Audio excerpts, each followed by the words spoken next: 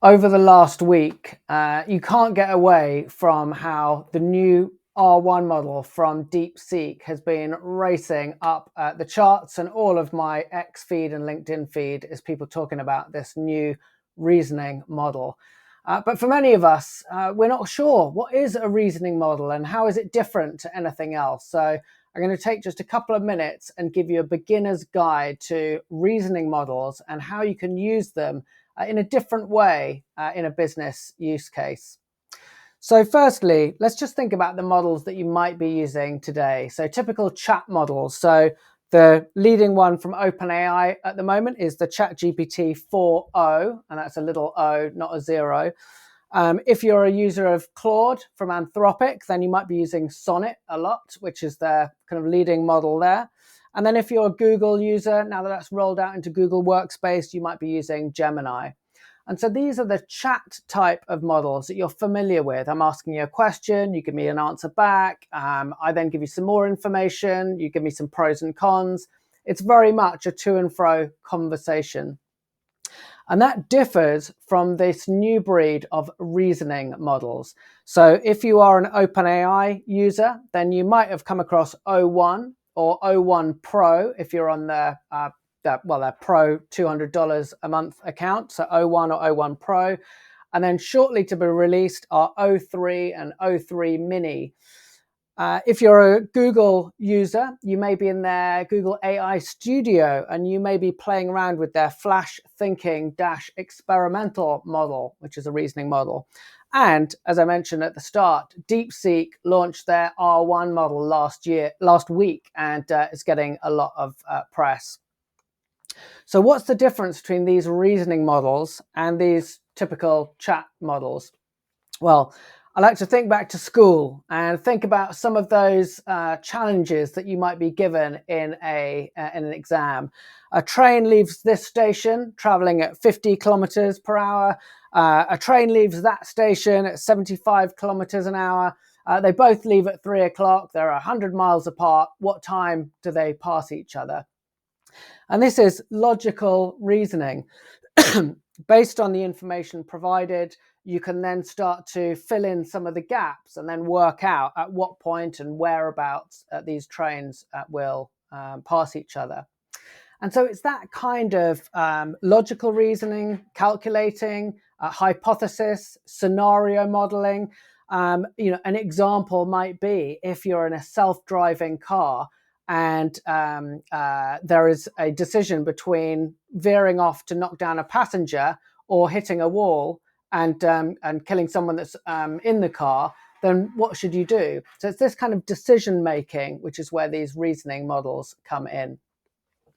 Okay, so we're not creating self-driving cars. So how's this valuable to us in business? Well, think about any kind of strategic planning or market analysis that you're doing. Now, over the course of the next 3 years, we're thinking about moving into different customer segments. We're thinking about going up into the enterprise. We're thinking about launching into new countries. Help us to think through some of those scenarios.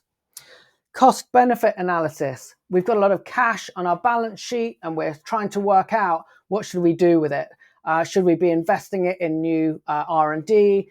Should we be buying acquisitions? What is it that we should be doing with our money? Risk management. We've got a supply chain that is very integrated across the globe, and we need to make sure that we don't suffer challenges with delays and increases in shipments. So how might we handle those risks? Crisis management. Maybe we've uncovered a problem in one of our factories and we're now having to plan out whether we've got to do a recall and bring some of our kit back, our products back in. How are we going to approach that? Financial forecasting, thinking out 2 or 3 years. How are we going to approach that? And building out different scenarios, different models, depending on different things happening. And then finally, for many companies, thinking about mergers and acquisitions. How do we weigh up different opportunities of applying our capital to select a potential acquisition and then to evaluate that and plan how we're going to integrate that into our organization. So these are really complex challenges and are a great fit for a reasoning model over a chat model. So now we've got some chunky things that we want to apply to these reasoning models. So how are we going to approach it? Well, one of the main differences between a reasoning model and a chat model is that it's a bit more one shot. You draft up your question and you ask it, and then you give this model time to think through all of the different implications and repercussions as it thinks through its decision. So instead of asking a relatively lightweight question and then having more of a chat discussion with the model as you fill out more context, you want to get your entire question, your prompt together up front. You want to have a clear ask. So if we think about, strategic planning, where we're thinking about different countries that we might want to go and open up in over the coming years, we want a clear ask about what is it that we want out of this. Do we want a recommendation of the top 3 countries? Do we want an explanation about why we're choosing those countries? Do we want a detailed rollout plan for embarking on each of those countries? What format do we want? Do we want tables? Do we want prose? Do we want bullet points? Do we want a detailed timeline and a plan? And maybe you've got some examples of that you can provide. And then underlined here a couple of times, lots and lots of context. If you're going to ask a question like, help me build a marketing plan for our German team, well, you're going to get junk back because we've got no context there. Here, we want to be providing all of the detail about the risk, the crisis, the scenario, the acquisition. So how have we got to this point? What are the different options that we've considered? What data points have we got? Who's involved in the decision? Imagine that you were giving this question to an external consulting firm. That is the data room that you want to be providing into this question. The context window for these models is getting larger and larger and larger, so you can start providing it with as much context as you would provide to an external consultant. And then the final thing always, which is a great reminder from any prompting, is exceptions. What are the things that the model might be considering that you haven't provided? So we haven't provided details of currency conversions. We haven't provided details of the countries, whatever that might be. And how do you want the LLM, the reasoning model, to deal with those exceptions?